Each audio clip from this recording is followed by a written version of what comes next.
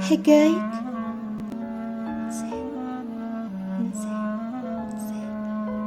حكاية إنسان يولد الكثير ويموت دون أن يعي معنى كونه إنسان. فالإنسان ليس مجرد الذات البشرية فحسب، بل هو كيان متكامل يحمل العقل الراجح للتفكير، والقلب النابض بالإحساس، والضمير القائم على أي تجاوزات، والرحمة النابعة من الذات التي تستمد قوتها من إحساسها بالأمان لتمثل الإنسانية بين العباد.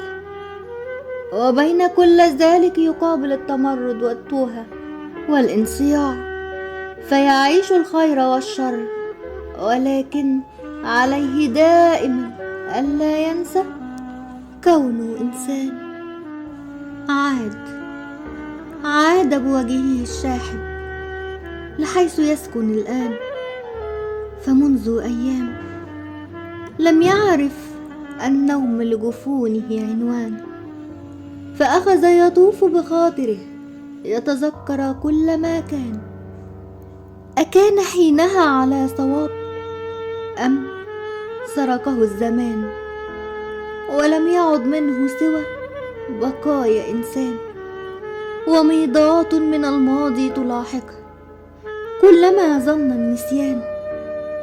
لم يعد يحتمل الذكرى، ولكن عليه محاسبة نفسه الآن على ما فعل وما كان.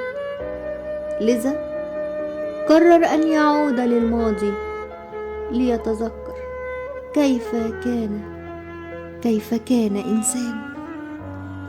فكان يا مكان، كان هناك فتى يدعى إنسان، كان يعيش مع والديه، فكان أبوه الأمان وكانت أمه الرحمة. كانوا له درع القوة في مواجهة صعوبات هذا الزمان. وكان له أختان، إحداهما تدعى الهو، وهي لا تخضع لأي معايير أو تقاليد. والأخرى كانت الأنا الأعلى، وهي بمثابة الضمير النابع بالوعي. وهنا عند إنسان يكمن الانهيار، دائما ما يقف بينهما يحتار، لكل منهما مسار واختيار. فالهو دائما الأقرب له مهما تحير، لكنها تلبي دون إدراك إن كان خطأ أو صواب. وأما الأنا الأعلى فكانت تحسم الاختيار، فهي دليل له إن كان على خطأ أو صواب. ورغم أن إنسان كان دائم الانصياع إلى الهو، ولكن كان دائما يحتار. لذا كان يعيش مشتتا بين قرارات الأنا الأعلى واجتياح الهو دائمة الإقناع. ولأن لم يعد لوالديه القدرة على الحماية كالسابق، كان عليه بصديق إنتاه يرشده الطريق. ولأن له من حظ ما كان، فامتلك صديقان، ولكن يا للعجب كان مختلفان. أحدهما كان العقل ذو الحكمة والتفكير، والآخر كان القلب ذو العاطفة والإحساس، فلا يقبل بالتفكير عنوان. وعاش بينهما إنسان مرة ينخدع من القلب فيعرف طعم الآلام، ومرة يعيش بالعقل مجرد من أي إحساس. لذا عاش إنسان مشتت سنوات حائر بين كل هؤلاء، حتى تغير وضاع، فأصبح بقايا إنسان فقد الهوية والإنسانية، فقد من يكون، فلم يعد مع الوقت فلم يعد مع الوقت إنسان، وكان ما كان. ومر الزمان والوضع يسوء أكثر مما كان، حتى وجد بالطريق التمرد وقرر الازدواج، فصار معه مجرد دون العقل والقلب والرحمة والضمير. حتى الهو والأنا الأعلى معه ضل الطريق، ولم يعد يملك غير السراب، وافتقد الأمان، ولم يعد إنسان، لم يعد كما كان، فقد أصبح حطام لبقايا إنسان. ثم عاد بالذاكرة إلى حيث الآن، فمن كان إنسان وكيف أصبح الآن؟ علم الحين فيما كان الخطأ، فليس عليه بالانصياع لأي ما كان، عليه الحفاظ على كونه إنسان له عقل وشعور وكيان. عاد للاتحاد مع الأمان والرحمة، فهما دائما الأقرب. ولم ينسى الهو والأنا الأعلى، فهما كفاتي الميزان.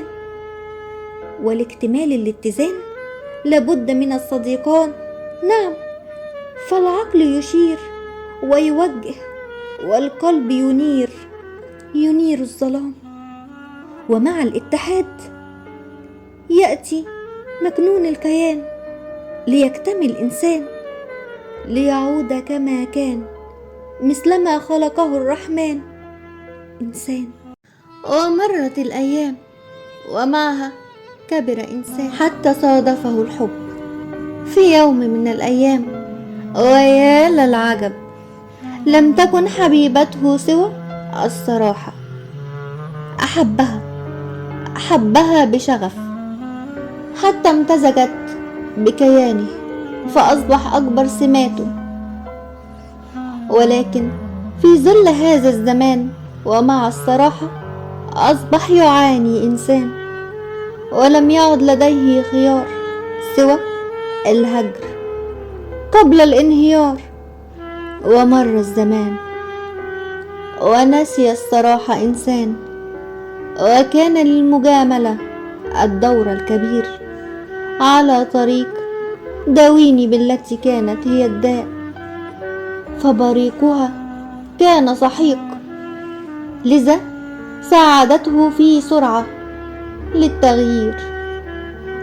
ولكن مع الوقت بهت البريق وسقط القناع عن المجاملة، ولأن إنسان لا زال يحتفظ بالكيان من عقل وقلب وضمير ورحمة وأمان، استطاع الرؤية بوضوح قبل فوات الأوان، وعلم أن الكذب والمجاملة ما هما إلا وجهان لعملة واحدة، فكان عليه الحياد في بعض الأوقات، لذا ابتعد من جديد.